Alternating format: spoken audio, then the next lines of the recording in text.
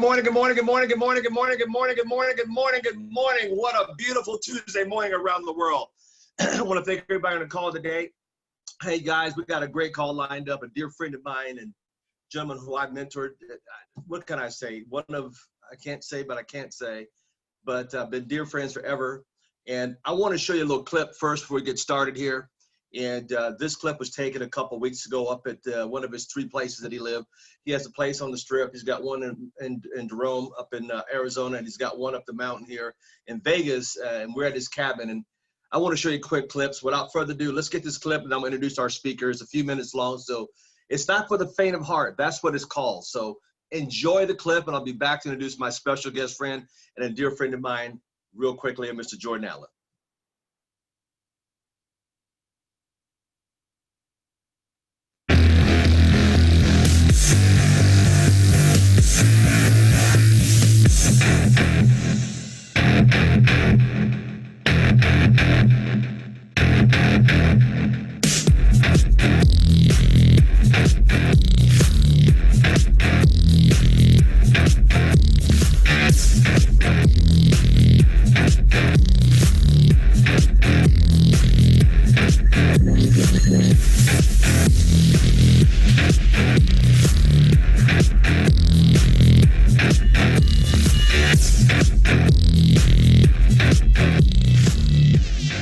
Hey, Jordan here, coming to you from beautiful Mount Charleston up here in the mountains of Nevada.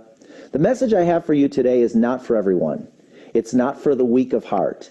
It's not for those of you that are trying the business or the hobbyists or those of you that are dabbling in the business. This message is for those people that want to achieve at the highest possible levels in the field of network marketing. So, you know, in the field of entertainment, there are a couple thousand people that make millions of dollars a year. And in professional athletics, there's a couple thousand people that make millions of dollars a year. And you know what? In our profession, it's no different. There are people that make millions in the field of network marketing. There are 6-figure monthly earners in almost every network marketing company out there today. In some of the companies, there are multiple 6-figure monthly earners. So what's the difference? What differentiates the dabblers, the part-timers, the people that are trying the business from those people that go on to make millions in our profession? Let's talk about that. You know, I've been fortunate over the past few years to get to know personally some of the top earners in our field, and many of them have become my closest personal friends. And as I dig deeper and ask questions and really learn from these individuals, one of the things I've learned is that almost all of them have been with their companies for 5 years or more, very few exceptions. And some of them didn't get off to a fast start. The third thing I've observed is that most of them have personally signed up over 100 people into their business. Some of them as many as 500 people into their business. Now, I don't want this to scare you. I'm talking about the people that are playing at the highest possible levels. If you want to earn an extra couple $1,000 a month, you know, you don't need to play at this level. I'm talking about those individuals that want to make millions of dollars in the field of network marketing. The top earners in our field have personally signed up somewhere between 100 and 500 people, which sounds intimidating, but when you break it down and you figure out, you know, they've been with their companies for 5 years, 6 years, 8 years, 10 years, it comes out to somewhere between 2 and 4 new personally sponsored distributors per month. That can be done on a part-time basis. They've been with their companies for years, and they've signed up consistently 2 to 5 new people, 2 to 4 new people every single month for 5 years, 6 years. That puts them in the range of 100 to 500 new personally sponsored distributors. As I mentioned, many of them didn't get off to a fast start. And you know what else I learned? 95% of their income is coming from 1 to 5 organizations. So they may have sponsored 150 people or 200 people, but the bulk of their income is just coming from a couple of people. Now that doesn't make network marketing bad. In the field of real estate, if you're a real estate broker, you'll find out you'll need to personally recruit somewhere between 100 and 200 agents to find a couple, 3 that are going to be your big earners, the ones that are going to produce $100,000 or more in income. For those of you that want to earn millions of dollars in the field of network marketing, and again, that's not all of you, but those of you that want to play at that level, you'll need to be prepared to be with your company for 5 years or more. You'll also need to be prepared to personally sign up 100 distributors or more into your business.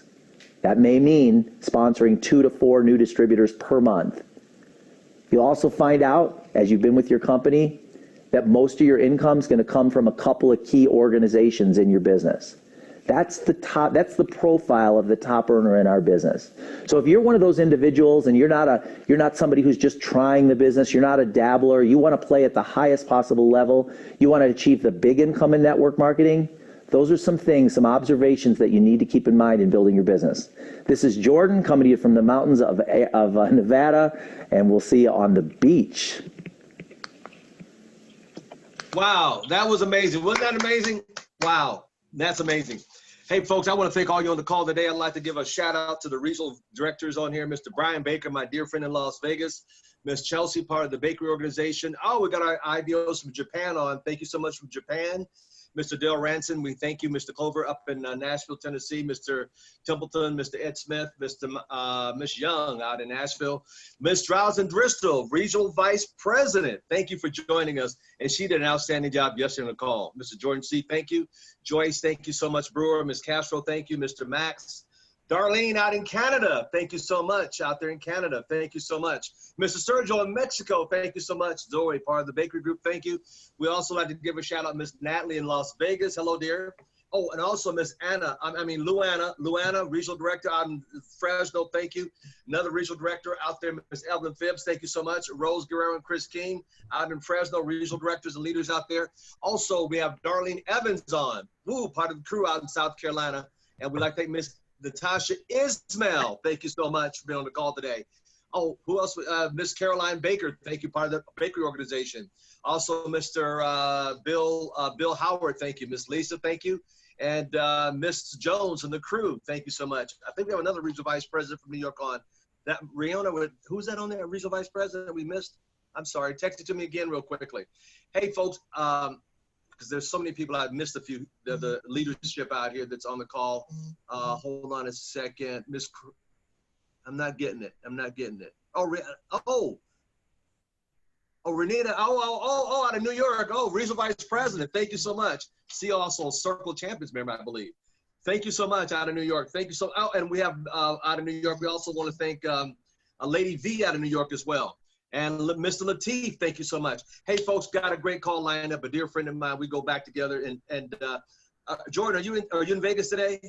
I am in Jerome, in Arizona, in the mountains. Arizona, okay. Well, ladies and gentlemen, without further ado, my dear friend came out with the book Beach Money, and then he came out with his second book, Better Than Beach Money, and Guess Yours Truly is in the book.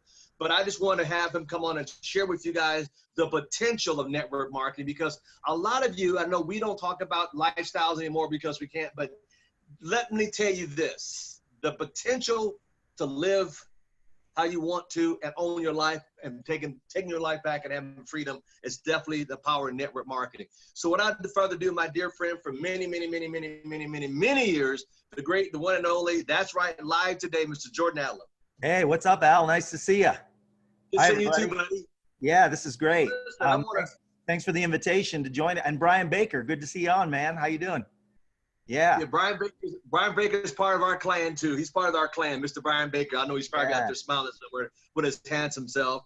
Nice. I want to kind of go ahead. No, what I was going to do, Al, before we even get into that, is talk a little bit for a minute about how we met and how you inspired me in the early days before we even met. That was one of the questions. Go ahead. For those of you that have read Beach Money, there's a whole chapter about Al in my book, Beach Money. I had never had success in network marketing. I'd been in network marketing for 11 years and never signed up a single person.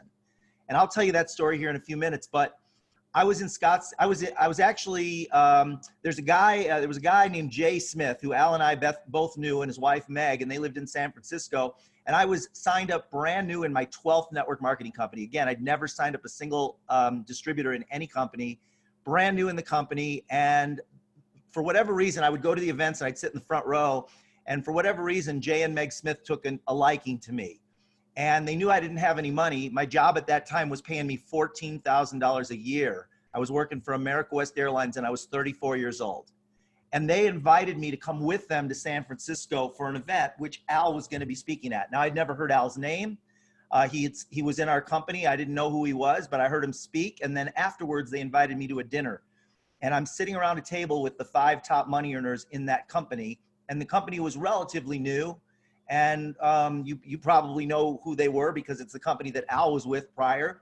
And they went around, you know, we were all talking and I was just taking notes and listening. And I heard Al and all the others talking about their lifestyles and where they started. And it wasn't a formal dinner. It was just a casual dinner, but it inspired me. It was a defining moment for me when I heard Al, and I started realizing that these people, including Al, were no different than me. I believe that was Al's first success in network marketing. And at the time he was making 5 figures a month, went on to make 6 figures a month with that company. But I had never made a penny in network marketing. But that's what got me, that was one of the things that got me inspired. And then I remember months later, I was in Scottsdale, Arizona at the Safari Resort. It's not there anymore. It was on Scottsdale Road in Camelback in Phoenix, in Scottsdale. And there were about 300 people there. And I was sitting in the front row with a couple of guests. And Al was up in front of the room and he's making everybody laugh like he does. He makes people laugh. You know, he takes my jokes and then makes them funny. Or he takes my joke. Yeah, that's what he does. He takes my jokes and he makes them funny. So when he said, you know, I was thinking to myself, I was so frustrated because I'm looking and there's like 300 people in the room. And I'm like, how did Al get 300 people here? He's only been in the company for a few months. And then I realized Al didn't get 300 people there. What happened was he had his people stand up and there were about 5 of them. But the difference was Al had meetings like this going on all across the country.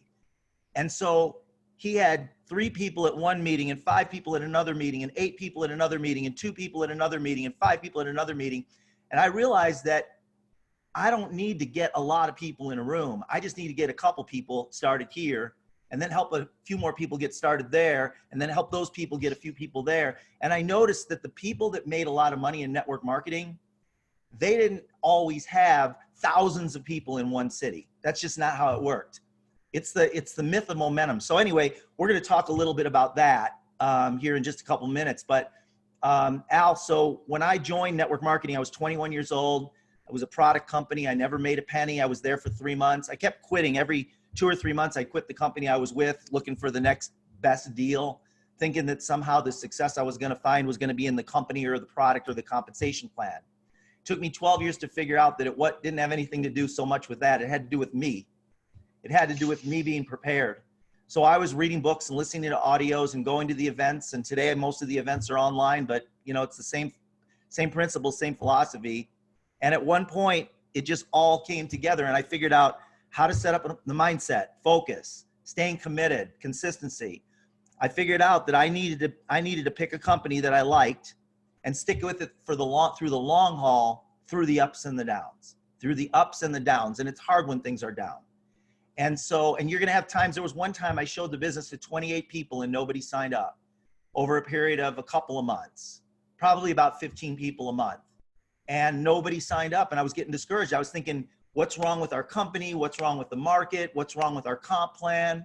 But it wasn't that. It was just the cycle. And as long as you stick with it and as long as you stay in touch with those people that are interested, some of them will sign up. But most people don't do a very good job of following up. It takes anywhere from 5 to 8 connections or touch points for somebody to sign up with you from the time you actually meet them to the time they sign up. Whether that takes 1 month, 2 months, a day, it takes usually for most people 5 to 8 connections before they sign up. Correspondences with you, whether it be text messages, phone calls, presentations, videos that they watch, all those kinds of things. But most people, they give it one shot and then the person's not interested and they leave that person in the dust and they never talk to them again. That doesn't work. So I finally figured it out. I figured out how to set an appointment. I figured out how to give a presentation. If you want freedom, if you want true freedom in the business, don't just depend on your upline to give presentations. Don't just depend on videos. Learn how to give a presentation. You can do that in a day, 1 day, and you're free. Because then anytime, anywhere, you can give a presentation. I learned how to give a presentation at the age of 34 years old, finally. And it was a result of defining moments like meeting Al. And so when I learned how to do that and I learned how to follow up, and then I learned how to get someone started and keeping it simple. So Al, I know there's a million different directions we can go on this, and I'll go whatever direction you want to go. I'll stop there. I could go on forever. Keep going. Talk a little bit more because I got some questions I want to ask you, but keep going. You know, let's do this. What inspired you after? Tell me about how many companies you went through before you finally got to the one we connected with. Yeah, I was in 11 network marketing companies without signing up a single person, not at the same time. All of them were separate. But I'd be in a company for 2 or 3. I was in Nishika 3D cameras and Network 2000 and Amway twice and, oh gosh, Equinox, and I could go on and on. A grocery coupon program, a travel company called Sunset Travel Clubs. And by the way, you know, you guys can be proud. How long has ACN been around, Al? 27 years. Okay, check this out. This is going to blow your mind, Al. I don't even know if we've ever talked about it. So there's been about 30,000 you guys can be proud of this. There have been about 30,000 companies that have started in network marketing in the United States since the beginning of network marketing. 30,000. And I'm going to ask you, Al, how many of those companies have been paying residual checks for 15 years or more of those 30,000? I can't think of any. Well, no, you guys have been paying residual checks for 15 years. Oh, ACN. Oh, yeah. ACN has. Oh, yeah. Yeah. So how many of all the 30,000 companies that have started since the beginning of time in network marketing in the United States, how many of them been paying residual checks for 15 years or more? What do you think? ACN, maybe Amway. That's probably all I could think of. Yeah. If I sit down with Al and take about 20 people from different network marketing companies that are seasoned leaders that have made millions in network marketing, that know the industry, and I sit down with them and I ask them and we make a list. You know, you write down Prepaid Legal and ACN and Amway and Avon and Herbalife and Isogenics and blah, blah, blah. Our company, there are only 15 to 20 companies out of 30,000 that have been paying residual checks for 15 years or more. 15 to 20, that's it. And you guys are one of those companies, and you can be proud of that. So, and that's a big deal, because you want to make sure, you know, like I was involved in a lot of companies that if I had stuck with those companies, they would have they went away, and the residual stops when the company goes away. So that's a pretty cool thing, I think. I don't even remember the question you asked me, Al. You know, it's amazing how people will leave a company that's been around that long, go to the new one, think it's a better deal, and that company goes out of business. Happens a lot. Then they try another company that goes out of business, and they quit doing network marketing because. How about the one that leaves the company? You're their upline, and they leave the company, join another company, and they're not doing very well, so they contact you for some coaching. Yeah, I've gotten that quite a few times. My goodness. Or they quit and they come back about 5 years later. I was just telling a group of my leaders earlier. I had a guy that quit 4 times, came back to my business 4 times, started over again. He left me about 135 IBOs and I don't know how many customers, a couple thousand customers. But it's so funny. I said, I hope and pray he comes back for the 5th time or 6th time. Yeah. That's, you know, where that it stick in there. People don't understand. You, like you said, stick in there through the thick and the thin. You stick in there. My first company, we were together, Excel. We were into the wheels fell off. I said, I'm not leaving. The wheels fell off. I came at ACN. I'm here till the wheels fall off. People don't understand that concept. They want to be the new guy in the next deal with the grass they think is greener when all they have to do is water their own grass by getting out recruiting. So Al, I want to tell you a story, tell everybody a story that represented a huge defining moment for me. I was at a low place in my network marketing career. I had success with big success with Excel. That was the first company. I finally figured out how to sponsor people and do appointments and follow up. And over the course of 13 years with that company, 144 months. So I was with the company for 144 months, which is 13 years. I figured out I was going to sign up. I figured out I was going to sign up one person a month. That was my plan, to sign up one person a month for 2 years. And the reason for that is because if I sign up one person a month for 2 years, that's 24 people. And what I was told by some top earners, and I alluded to that in the video, is that for every 30 people that you sign up in the business, typically a third of them are going to do nothing. A third of them are going to do a little. A third of them will do a little more than a little. And 1 out of 20 to 30 will do something worth talking about. That's typically how it is. So when somebody comes to me and said they sponsored 11 people and nobody's doing anything, that doesn't mean it's not going to work for them. That means they just have to sponsor some more people and then get better at helping people get started, but always looking for that one that's going to be serious that you can attach yourself to and work with and drive depth. That one person out of 20 to 30. So if you're consistently bringing in 1 a month, it's going to take you a couple of years. If you're consistently bringing in 4 a month, it's going to take you less than a year. And so what I decided to do in my last company is sign up 1 a month. So after 144 months, I'd signed up 129 people. So a little less than 1 a month. And out of those 129, I had 5 that represented 95% of my organization. So 5 legs, and those 5 legs out of 129 had 85,000 distributors and 250,000 customers. But the other ones, so that was out of those 5, the other ones either quit or became customers. A lot of them quit. A third of them are going to quit quickly. They get in and a month later, they're off doing something else. And you know what? That's the nature of people. I was down at the gym this morning down in Cottonwood, and I thought about all the people, all the hundreds and hundreds of people that pay for their gym membership every month, but they never go. That's not because of the gym. It's not because they have bad equipment or it's a bad location or they have bad training. It's because that's the nature of people. So I was at a turning point, like a major, it was when Excel went away. I was at an event and I was sitting in the audience and there was a guy on, and I had been telling people for 10 years that I'm going to the Virgin Islands. And I'd never been to the Virgin Islands. For 10 years, I'd been telling my friends I'm going to be taking a trip to the Virgin Islands, and I'd never gone. And I'm sitting in this course, and there's a guy on the stage that says, consider that it doesn't even exist. It's not real unless it's on your calendar. By the way, this was a huge defining moment for me. And Al, this is the difference between me and Excel and me and where I am now. This one thing. It's usually one thing you learn that changes everything.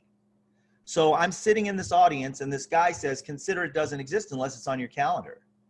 And so that moment I pulled out my calendar. This was when we were using paper calendars. It was 15 years ago. And I wrote October 2nd through October 11th, Virgin Islands. And I crossed it off on my calendar. Well, what happens when you put it on your calendar? You start doing your research, you just figure out who you're going to go with, where you're going to stay, how you're going to get there, how much it's going to cost. And guess where I went for the first time on October 2nd? That year. Now I've been to the Virgin Islands probably 6 times since then, but I've used this formula. It's a very simple formula. I've used this formula over and over again to create all kinds of dreams in my life. At the age of 57 years old, I got my helicopter pilot's license. It's funny because apparently I don't look like a helicopter pilot. I try and trick people by wearing my helicopter aviators here, but apparently I don't look like a helicopter pilot because people will say to me, I'll say, let's go for a ride in the helicopter. And they go, who's going to be flying? And I go, I am. And they go, well, who's the pilot? And I go, I am. And they go, so are you just going to like are you going to be like sitting with the guy? And I'm like, no, it's me. I'm the guy. I have a helicopter license. I don't look like a pilot apparently. I don't know. But my friends, but I've taken hundreds of people up in the helicopter.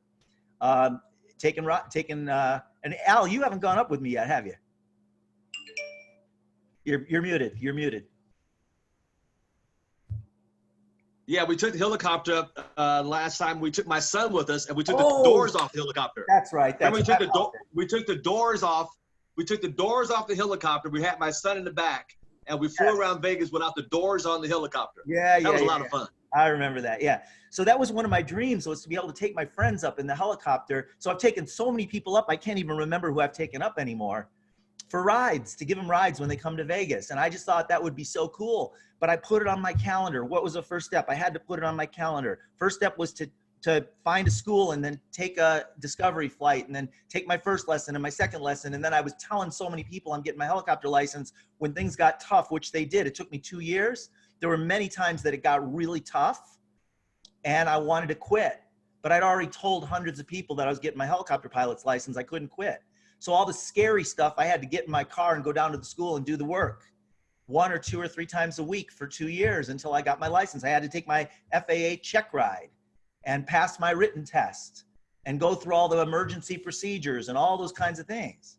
That was all part of the process. But the formula of having the dream, writing it down, putting it on your calendar and seeing the job through. Don't quit until it's done. Where do we learn that, Al? See the job through. That's right, Jim. Kenny Trout. Kenny Trout. Our big formula. Have a big dream, work hard, and see the job through. And so, you know what, Jordan? If I could get people on the call, all of you that listen up to this, write the date down for your next promotion. Put your head down and go to work. Quit. And then he's telling your kid, write it down and then go to work. Yeah. So I'm going to share with you just a few things that I've achieved as a result of having this formula. And the formula, again, is figure out what you want, write it down, and then put the first step on your calendar and put the second step on your calendar and put the third step on your calendar and keep your calendar full. I can predict your future. You show me your calendar and I will tell you your future. There you go. Right. You show me your calendar, and I'll show you. Now, your calendar has to have stuff on it. So Yeah. you can just show me your calendar, but I'll predict your future, right?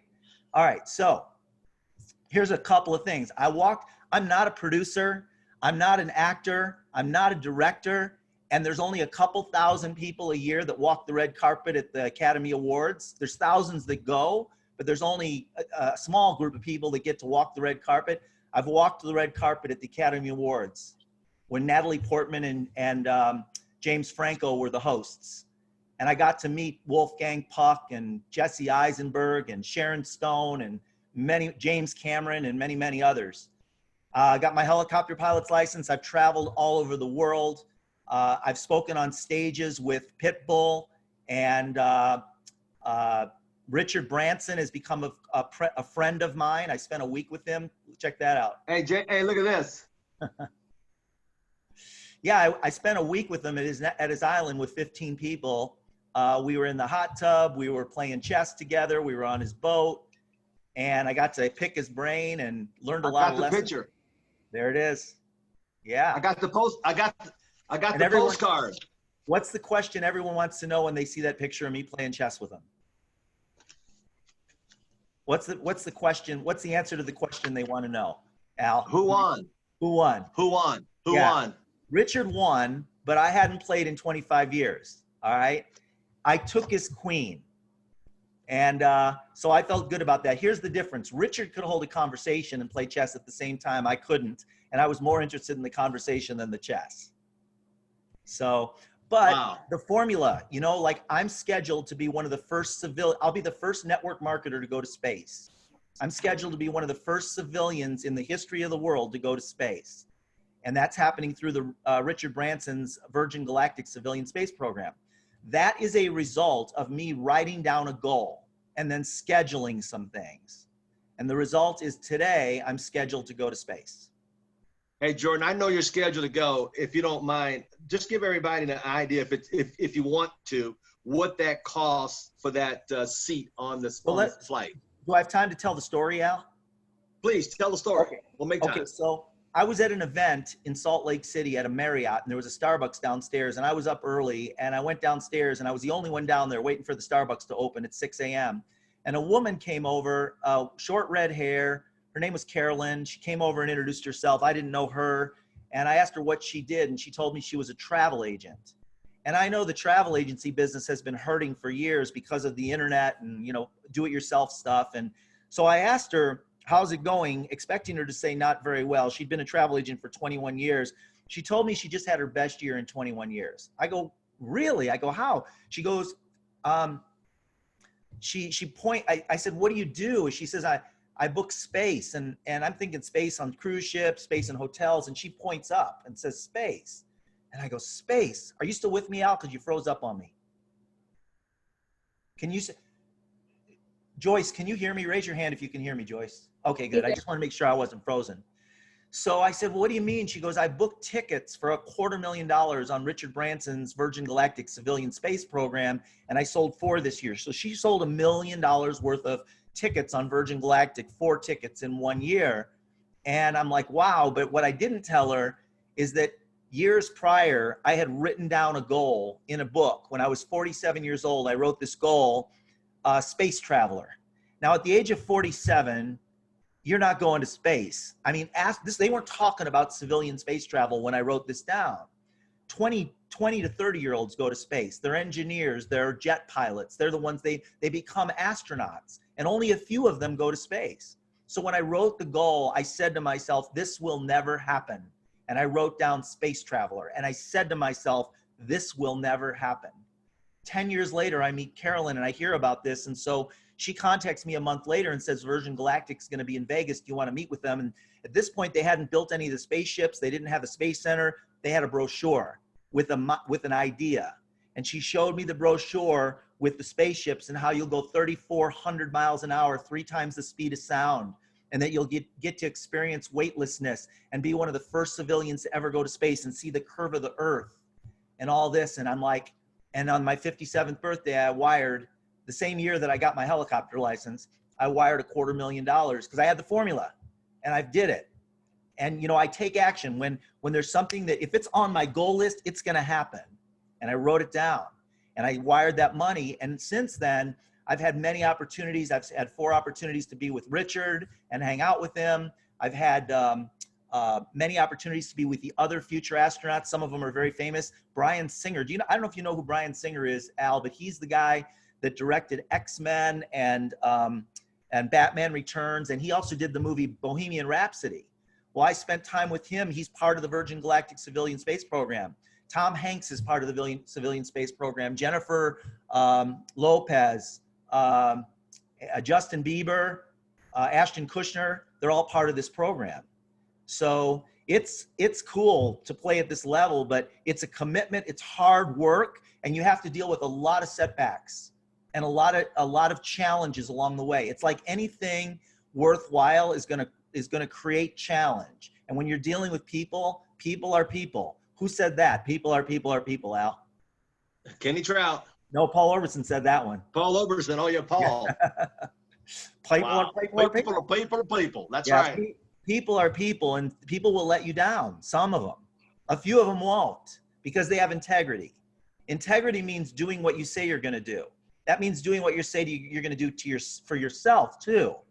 So if you say you're going to do something to yourself, that means following through on it.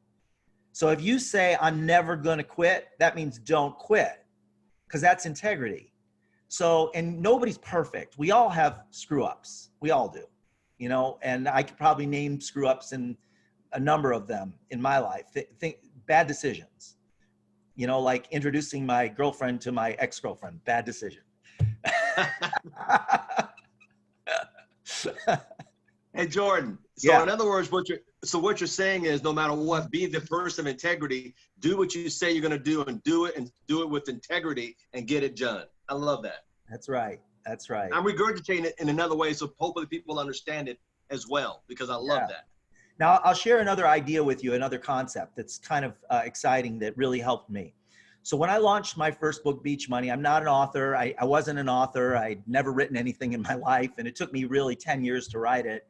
And when it really came together was when I had the cover design. But once I had the book written, it took me a long time, and it was painful. But I really had a message I wanted to share.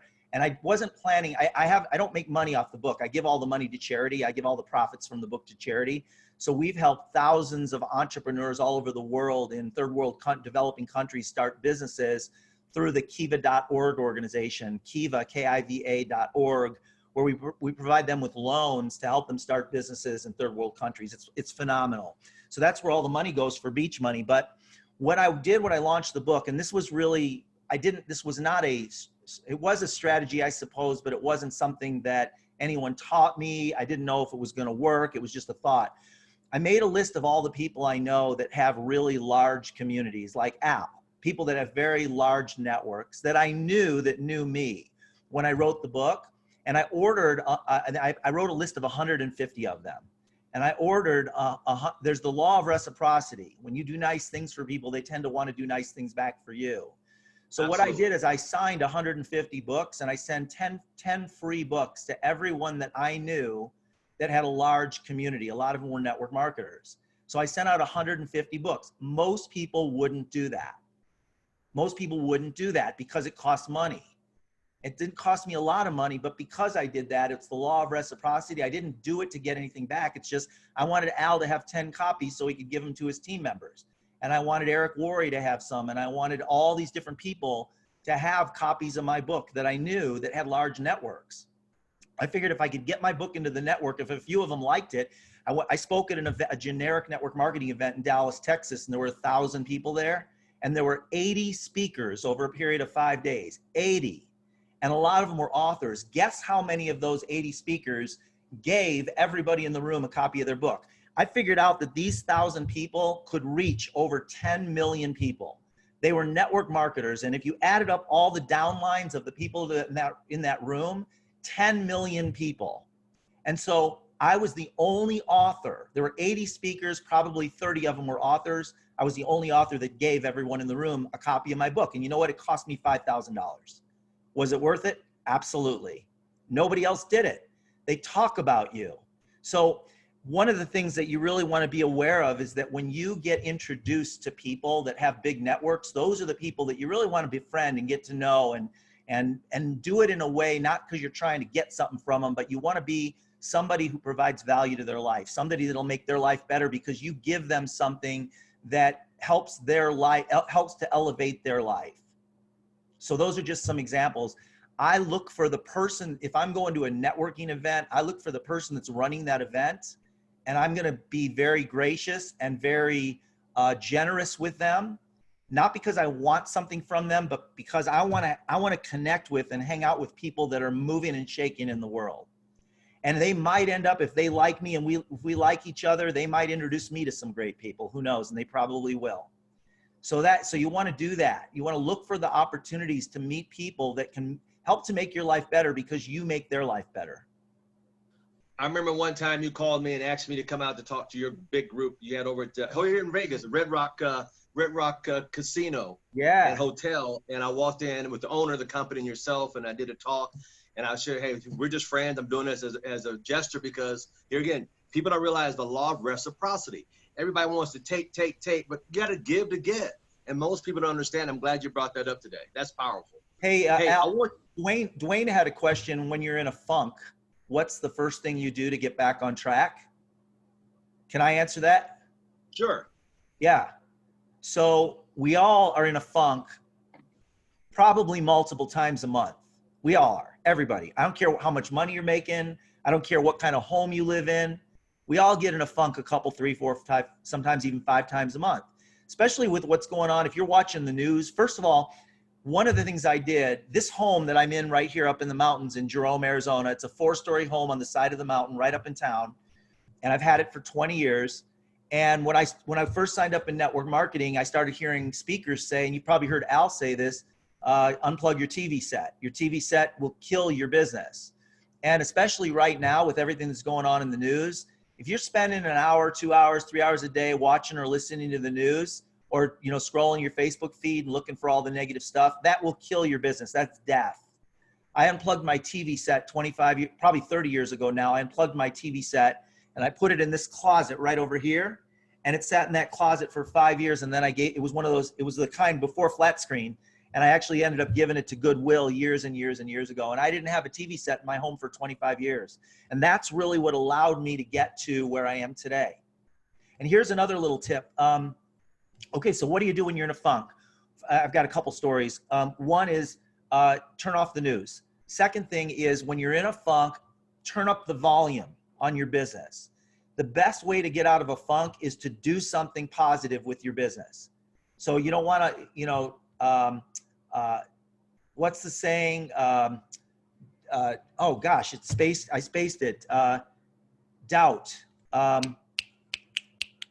What's the say? I don't know. I'll think of it here in a minute. What is it? Action gets rid of doubt. Doubt puts you in action. Action puts you in doubt. Yeah. Action. Right. There's a saying around that, but it's action and doubt. Right. Yeah. There's a saying. Thank you for that. I can't even believe I don't remember it. But anyway, so I was in a Best Buy. Oh gosh, this was probably 8 years ago now. And I did want a flat screen TV to be able to watch movies at my condo on the Vegas Strip. Because you got to have a TV, a flat screen on the wall at your condo in the Vegas Strip. So I went to Best Buy and I told them I wanted a 72-inch. I said I didn't need to have all the bells and whistles. Something in the, I think I said $700 range, something like that. And so the guy goes like this. He waves to me and goes like this. He goes, follow me. And I followed him because when somebody goes like this, follow me, this is a metaphor. He goes, follow me. I followed him.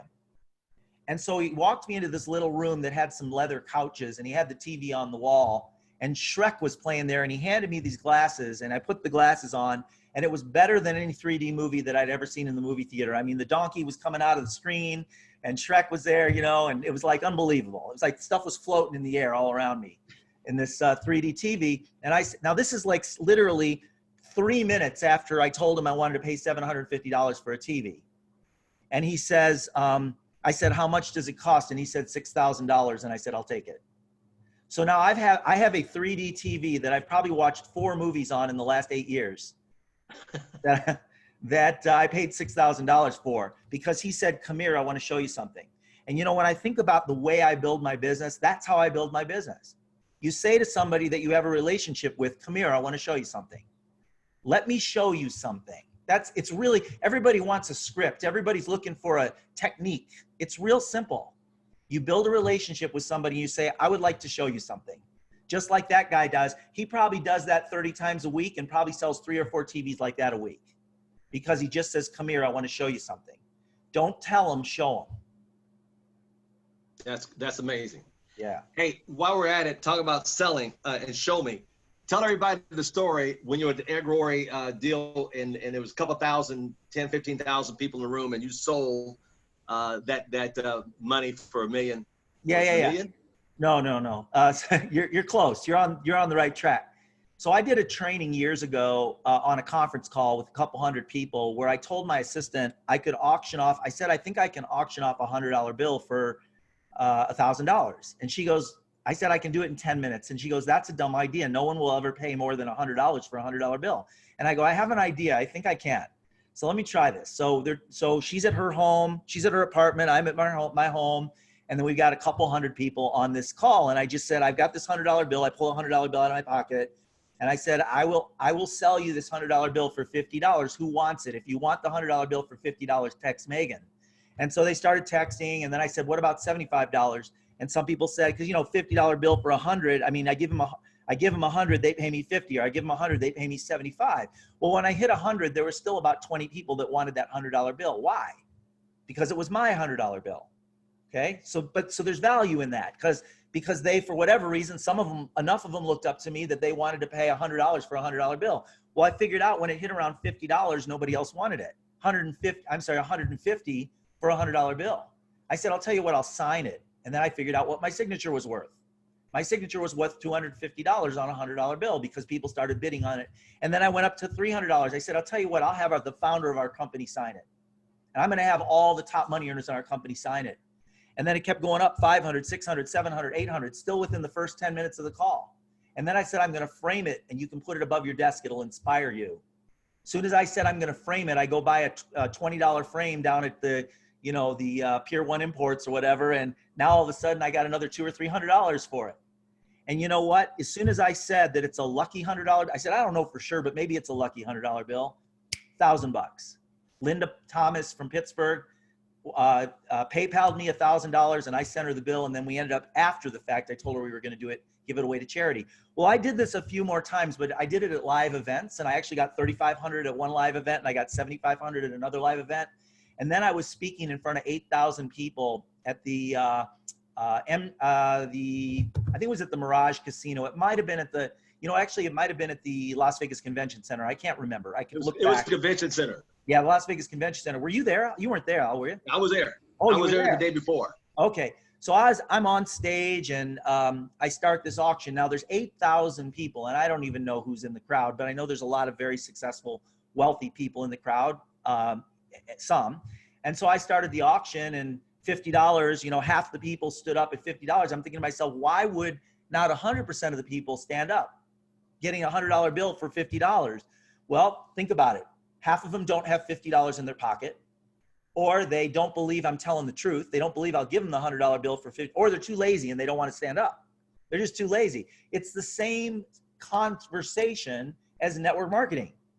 So when I hit 75, more people stood up at $75 than at $50. When I hit 100, there were still 1,000 people standing up. They wanted my $100 bill and they wanted that recognition that came with it. When I put my signature on there, and Eric and Marina's signature, and Rob Dyrdek was there from Ridiculousness, and Robert Kiyosaki was there, and some of you might have been there. Tony Robbins. Brian Baker was there. Brian Baker, Tony Robbins was there, and I had all of them sign it. Now I had already had them sign it, but I pulled a $100 bill out of my wallet. I didn't tell them that until we got into the conversation. So when we hit $90,000, there were still, 40, 50 people standing up at $90,000. So I had people starting coming up to the front. I told them, come up to the front. So I had a group of people in the front. 90,000, 100,000, 150,000, 200,000, 250,000, 300,000, 350,000. It's hard to believe. But here's the question I have for you, and this is an important question to answer. Why I believe that I thought I was only going to get $25,000, and now I'm at 350,000. When I ask people to guess, they can't guess 350,000. They don't believe that's even possible. When I hit to $250,000, there were still 9 people, and I stopped the auction. I said, I want you guys to know this is a real auction. That means you have $250,000 to give me, and I'm going to give you this $100 bill, and you have it in your account and you're willing to give it to me. And they stayed. I think 2 of them went back to their seat. And then I kept going. And at one point, 2 of the guys walked up onto the steps and they started a bidding war. One of them was holding his wallet and his American Express black card in the air while he was doing it. There's a video you can Google. I'll tell you the way to find it, and you can Google it. He got it for $3.2 million. He paid $3.2 million for a $100 bill in front of 8,000 people at the Las Vegas Convention Center. And legit. And after I brought him on stage, I told him where the money was going. It ended up, we donated the money to the Starkey Hearing Foundation, which helps, it's a multi-billion-dollar charity that helps kids all over the world get hearing aids in countries where they can't afford them. So that's what we did. And his name is David Martin from the Bay Area. He was a co-founder at Oracle, the co-founder at Oracle. So he had millions. So there's a lot of messages in that story. So anyway, if you want to find it, if you do, I believe if you Google Network Marketing Pro, Jordan Adler auction, you should be able to find it. If you can't find it, tell Al and I'll get it to you. I can get it to you. Network Marketing Pro, Jordan Adler auction. You should be able to find it. It's edited quite a bit, but it's like 3 minutes, and it was an 8-minute auction. So, yeah. I think Brian Baker stood up for a while. He was there with me. Love it. Hey, you have done some amazing things, and a lot of people, I tend to want them to stretch themselves like you stretched yourself, because as you started the whole conversation off, you went through all these other MLMs to make any money, off to the next one, off the next one. But the blessing is you stuck with the industry, and then you found something that worked for you. And then you went to work by cutting a TV set off and just going to work. Yeah. Yeah. It's really fundamentals. It's the basics. You guys have all the answers already. You don't need anything new. I have people that come to me, they've been in the business for 5-10 years, and they're looking for the answer, and the answer, they already have it. And the reason I know they already have it is because if I stop and ask them, you tell me, what does it take to succeed? They can tell me. They know. So it's not about that. It's about turning the switch on. So, and you know what, Natasha, thank you for that. Doubt will take you out of action, and action will take you out of doubt. Doubt will take you out of action, and action. So when you're feeling down and you're in the dumps, go into action, and that will take you out of doubt. Every time. And by the way, never quit on a bad day. You're going to have good days and you're going to have bad days. And if you make a decision, a conscious decision not to quit on a bad day, and you keep you keep turning up the heat, you're going to have a good day and you're not going to want to quit. I can't even tell you the number of times I wanted to quit in network marketing and also learning to fly a helicopter. Hundreds of times I wanted to quit learning to fly a helicopter because it was hard and it was scary. But I just kept going back and putting my faith in the people that had gone before me. Put your faith and trust in the people that have gone before you, and they will not steer you wrong. They want you to be successful. Yeah. Then after you took the flight lessons, then you tell everybody, then you bought a helicopter. Yeah. I'm not going to go into that whole story. No. Did buy a helicopter. Yes. Yeah. We won't talk about that. But you're inspiring so many people around the globe right now on this call to let them know that, hey, wherever you're at, you can do this if you stay consistent. Number one, you said focus, stay consistent. You're going to go through ups and downs, but you got to stick in there. Yeah. Let me close with this. Can I close with a story, Al? Absolutely, my friend. Do what you want to do. You're my buddy. You do what you want to do. So I'm going to show you something. So I'm going to walk out real quick. This is I'm going to go out on my deck here, and you're going to notice So that's Sedona off in the distance. And you notice the hummingbird feeders there? Yeah. All right. So this door right here, so this is my little deck up here on the third level. This door right here leads into my living room. And there's these big picture windows. And one afternoon, I was getting ready to leave for a couple months. I have 3 residences, so I travel a lot. I was going to leave this place, and so get ready to lock it up. And a hummingbird flew through that door into the living room. And he flew right over to this picture window behind me. The blinds were up. And he was flying against the window, and I was trying to get him to fly towards the door. And I was like trying to direct him towards the door, and they're very fast. And he didn't want to go to the door. He wanted to go to the window. And the window for that little hummingbird represents massive struggle. He was trying to escape through the window, and there's no way he's ever going to get out that window. That hummingbird is going to die on the windowsill if I leave my place. I can't leave because I know he's going to die on the windowsill. 2 hours, for a full hour, I was trying to get him to go towards the door. Finally, I go in the kitchen and I get a pitcher, and I'm trying to catch him in the pitcher. And I can't catch him because he's so fast. Well, eventually, after 2 hours, he just got tired and he sat on the windowsill, and I scooped him into the pitcher, took him outside, and he flew off. But I started thinking that hummingbird, in its effort to succeed, would ultimately squelch its life out. 10 feet away, there's a wide open door. And that's all the hummingbird would have to do is shift its focus, and it could effortlessly fly to freedom. One direction leads to death and represents struggle. The other direction, it leads to freedom and is effortless. Effortless, based on where the hummingbird is focused. What Al and all the other leaders in your company, all your other RVPs are trying to teach you, and MVPs, what they're trying to teach you is they're trying to teach you what to focus on for success. If you focus on the things they focus on, success will be effortless. If you focus on what most people focus on, it will be a struggle and you will die. That's how I'd like to close it for today, Al. Wow. Mr. Jordan Allen, hey, buddy, thank you so much for your time. Folks, I hope you guys got a blessing out of this. Tomorrow morning, we got Mr. Dean Torelli. On Friday, we got Mr. Nelson. And then I'll be back at 6 o'clock on Friday with Al's Happy Hour, and we're going to have a great time. Hey, yo, thank you so much. Hey, buddy, thank you so much. Be safe. Let me know when you're back in Vegas so we go out and have another cigar. I got some Cubans. Brian, we got to get you up on the mountain, man. Take care. See you guys. All right. Thank you, buddy. Bye-bye. Let's give Mr. Jordan some love, y'all.